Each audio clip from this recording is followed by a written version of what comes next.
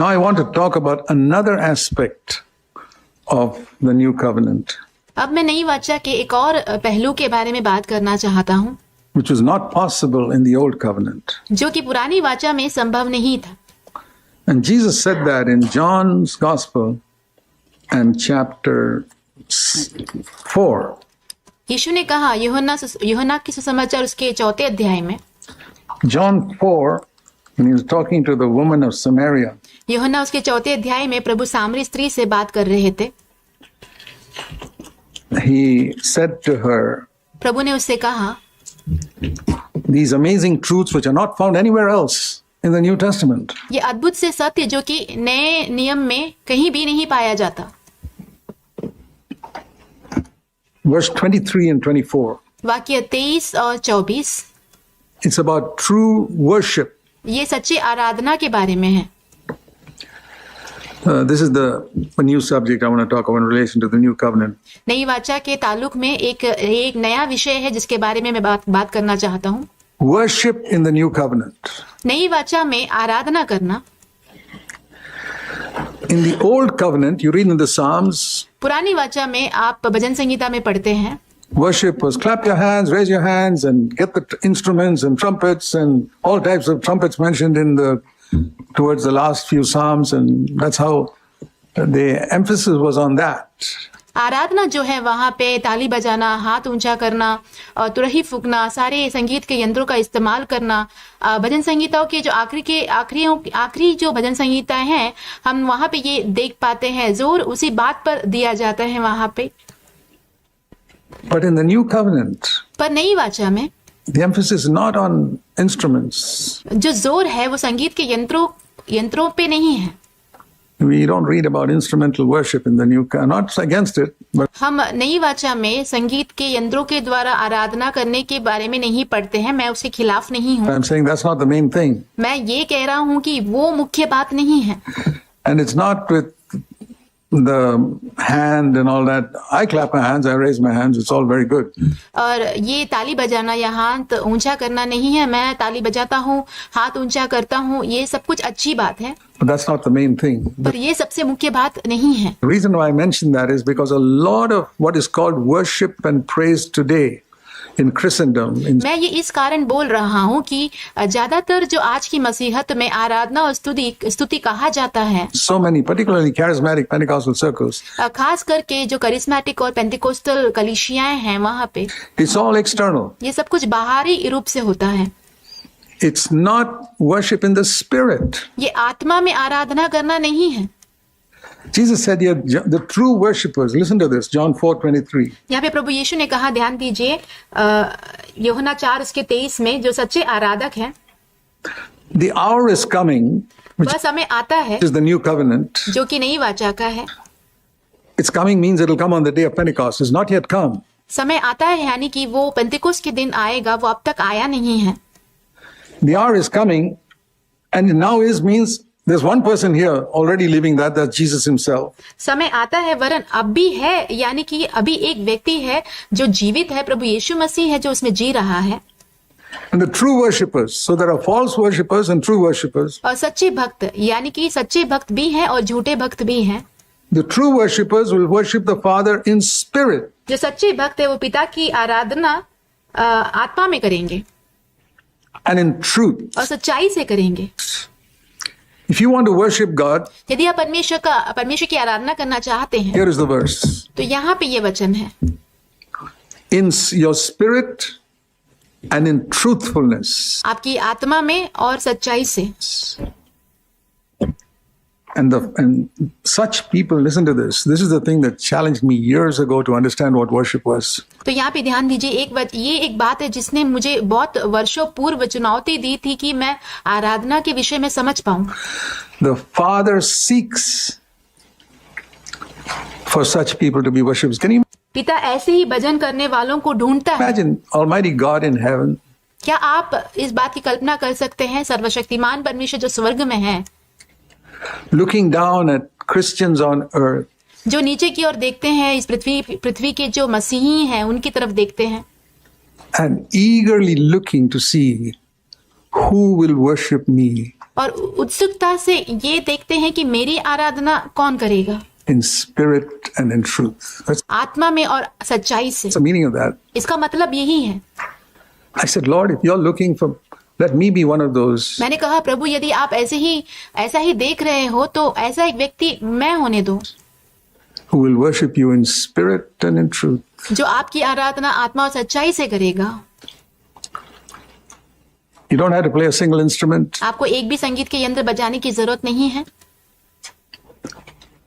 Even the word hallelujah, which is frequently found in the book of Psalms, यहाँ तक कि जो hallelujah का शब्द है जो बार बार भजन संगीता की पुस्तक में पाया जाता है, you never find it in the New Testament, आप उसे कभी भी नए नियम में नहीं देख पाएंगे, except in the book of Revelation where it says, hallelujah, Babylon is destroyed, hallelujah, Babylon is destroyed.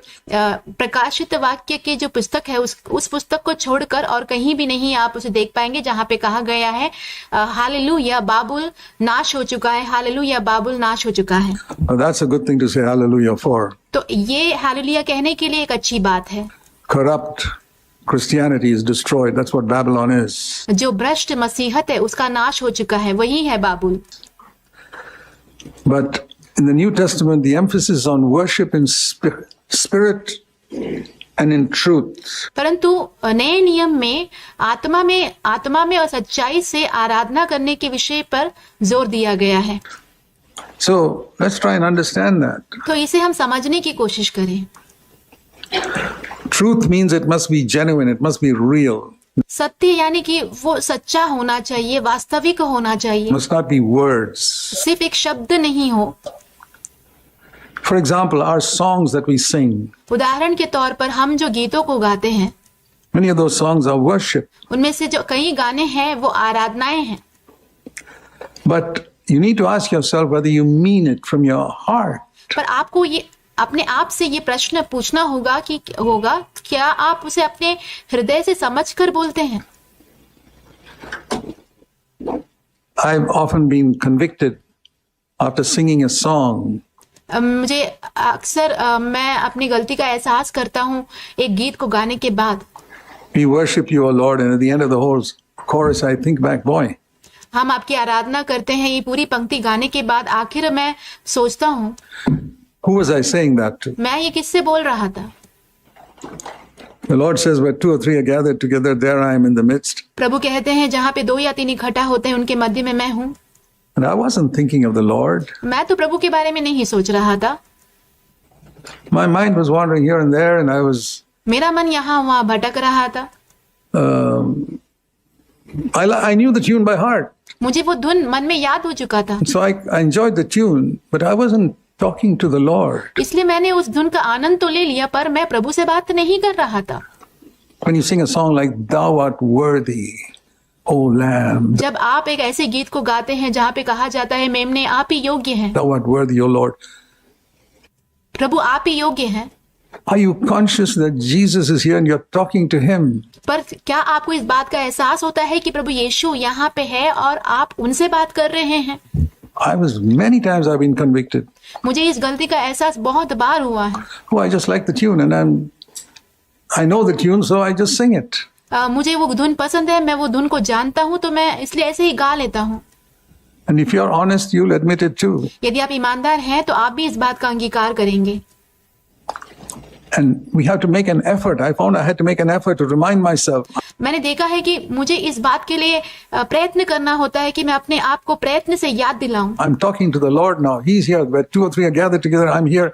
मैं अभी प्रभु से बात कर रहा हूँ क्योंकि जहाँ पे 2 या 3 व्यक्ति इकट्ठा होते हैं उनके मध्य प्रभु होते हैं। And when I say, Thou art worthy, O Lord, I want to speak to you, Lord Jesus. You're जब मैं कहता हूँ कि प्रभु आप ही योग्य है तो मैं प्रभु यीशु मसीह आपसे बात करना चाहता हूँ। in our midst. I want to say to you, आप 2 या 3 लोगों के बीच में होते हैं तो मैं आपसे कहना चाहता हूँ Thou art worthy. कि आप ही योग्य हैं।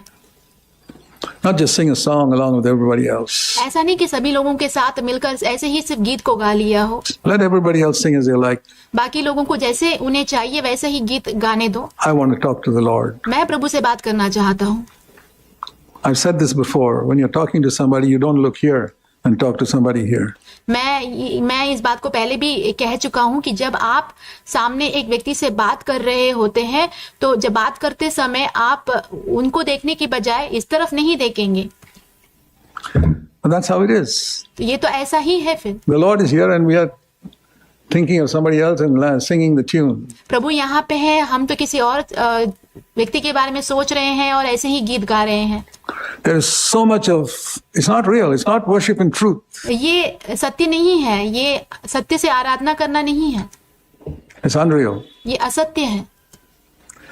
And we have to discipline ourselves because for years and years and years and years we have gone the wrong way.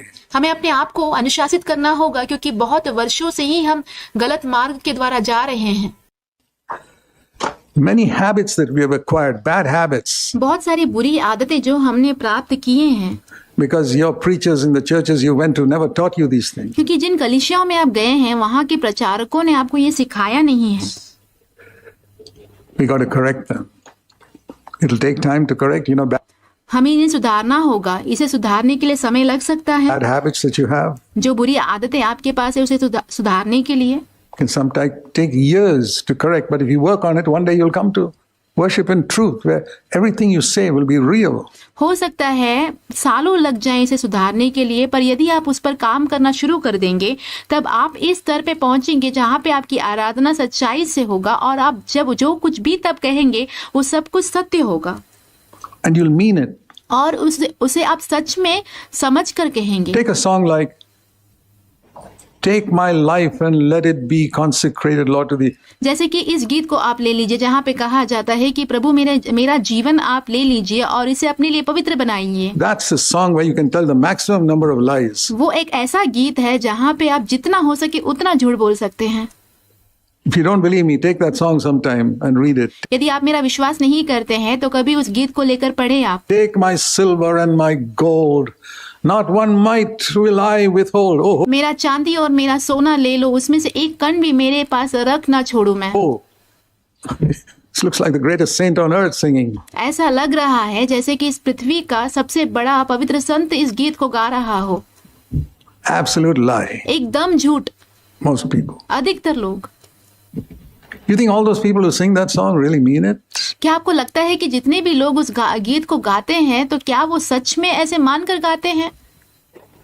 Are they really telling Jesus, take my silver and my gold, not a mite will I withhold? क्या वो सच में प्रभु यीशु से ये कह रहे हैं कि मेरा चांदी और सोना ले लीजिए और उसमें से एक कण भी मेरे पास में रख ना छोड़ूं? Take my voice and let me sing always only for my King. मेरा आवाज ले लो और मैं सिर्फ और हमेशा मेरे राजा के लिए ही सिर्फ गीत गाऊं। Is that what we are teaching our children to sing? क्या हम अपने बच्चों को यही गीत गाने के लिए सिखा रहे हैं?